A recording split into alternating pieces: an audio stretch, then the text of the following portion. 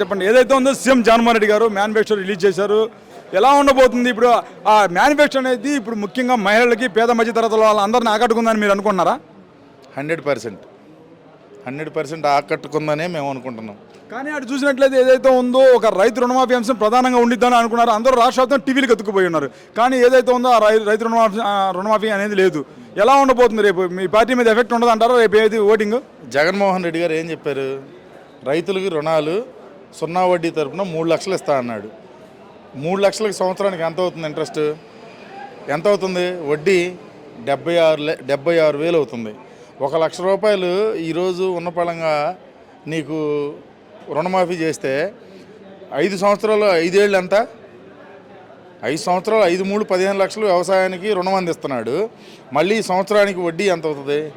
అప్పుడు ఎంత? 5 ఏళ్ళు 45 లక్షలు రుణమాఫీ అయినట్టే కదా, వడ్డీ లేకపోతే. అది అర్థమైన ప్రతి రైతు జగన్మోహన్ రెడ్డిని ఇష్టపడతానే ఉంటాడు. దాంట్లో ఇక సంకోచమే లేదు. ఇంకా ఓకే, దాంట్లో సంకోచం లేదని చెప్పేసి మీరు అంటున్నారు. అంతకంటే ఒకవేళ ఇప్పుడు అర్థమైన రైతు అని అన్నారు. కానీ ఇప్పుడు రైతులు అన్నాక అందరూ ఇప్పుడు చదువుకున్న వాళ్ళు అయితే ఏమి ఉండరు. ఒకవేళ రేపు ఏదైతే ఉందో అదే రుణమాఫీ నేను చేస్తాను చదవడం అంటే అప్పుడు ఏంటి పరిస్థితి? ఎలా ఉండిద్ది? రైతుల బిడ్డలు ఈరోజు ఇంజనీరింగ్ చేసేవాళ్ళు ఉన్నారు, డాక్టర్లు చదివిన వాళ్ళు ఉన్నారు, లేదా డిగ్రీలు చదివిన వాళ్ళు ఉన్నారు, కంప్యూటర్ ఆపరేటర్లకు పనిచేసేవాళ్ళు ఉన్నారు. వాళ్ళ తల్లిదండ్రులకు చెప్పుకునే యోగ్యతలో ఈరోజు పిల్లలు ఉన్నారు.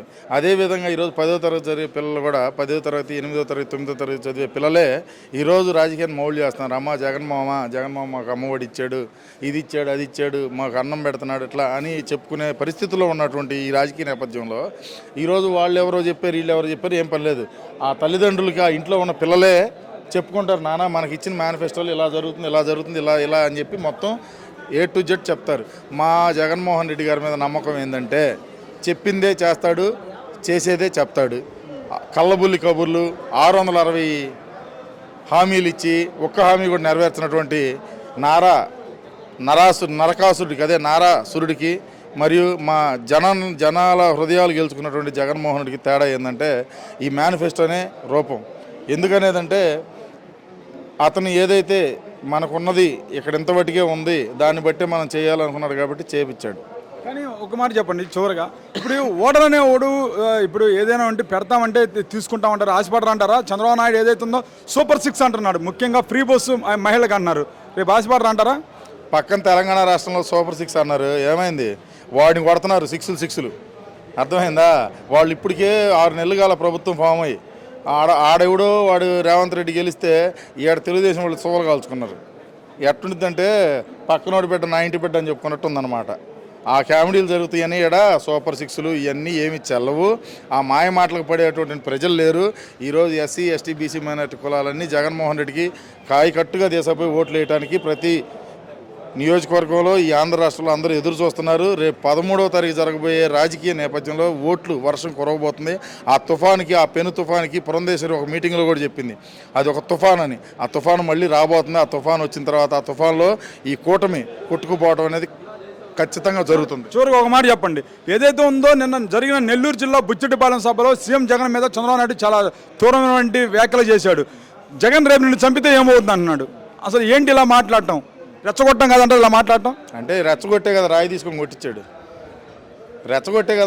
కొట్టించింది వాళ్ళు ప్లాన్ ఆఫ్ యాక్షన్ అదంతా. చంద్రబాబు నాయుడు ఏం చేయలేని దుస్థితిలోకి చేరిపోయాడు. మైండ్ అంతా పనిచేయట్లా. ఇంకేదంటే మనుషులను చంపాలి, గొడవలు పెట్టాలి, కుల రాజకీయాలు చేయాలని ఒక ద్వారంలో ఉన్నారు. అర్థమైందా? ఆ ద్వారానే ఈ అన్నిటికి కారణం. కానీ ప్రజలంతా ఇదిలో లేరు. ప్రజలు ఎవరు తొందరపడి గొడవలు పెట్టుకునే పరిస్థితులు అయితే లేరు. ఎవరికి మనసుకు తోచింది వాళ్ళు నమ్ముకున్న గుర్తుకి, వాళ్ళు నమ్ముకున్న నాయకుడికి సహాయం చేయడానికి రెడీగా ఉన్నారు. కాబట్టే జగన్మోహన్ రెడ్డి పిచ్చి బట్టి ఒక పిచ్చి ప్రాలాపనలో బతుకుతున్నాడు. తన కొడుకు దేనికి పనికి రాకుండా పోయాడు. అర్థమైందా? తన బావమరిది అదే వియ్యంకుడు బాలకృష్ణ దేనికి పనికిరాడు, ఈడు దేనికి పనికిరాడు. ఆఖరికి జూనియర్ ఎన్టీఆర్ వస్తే వీళ్ళ బతుకులు ఉండమని చెప్పి ఆ జూనియర్ ఎన్టీఆర్ని దూరం చేశారు ఆ కుటుంబానికి. వాస్తవంగా మాట్లాడితే జూనియర్ ఎన్టీఆర్ పెద్ద ఎన్టీఆర్ తర్వాత జూనియర్ ఎన్టీఆర్ ఆ పార్టీని నడపగల శక్తి ఉంది. రేపు రాబోయే రోజుల్లో కూడా అతను ఏదన్నా టేక్ ఓవర్ చేస్తే ఆ పార్టీ పుట్టగతులు ఉంటే తప్పితే 2029లో డిపాజిట్లు కూడా వచ్చే పరిస్థితుల్లో లేరు. ఈ కూటమితోటి 90 వస్తాయి, 100 వస్తాయి, మేము అది ఇది అని చెప్తున్నారు. 100, 90 కాదు నాయన. అసెంబ్లీలోకి వెళ్ళే సీట్లు తెచ్చుకుంటే మీరు ఘనంగా బతికినట్టే గుర్తుపెట్టుకోవాలి. జగన్మోహన్ రెడ్డిని చంపుతారు అంటే జగన్మోహన్ రెడ్డిని చంపుతారు అన్నదానికే రేపు నీకు చూపిస్తారు. చంపుతారో చంపి నేను పంపుతారో దగ్గరలో చూద్దు.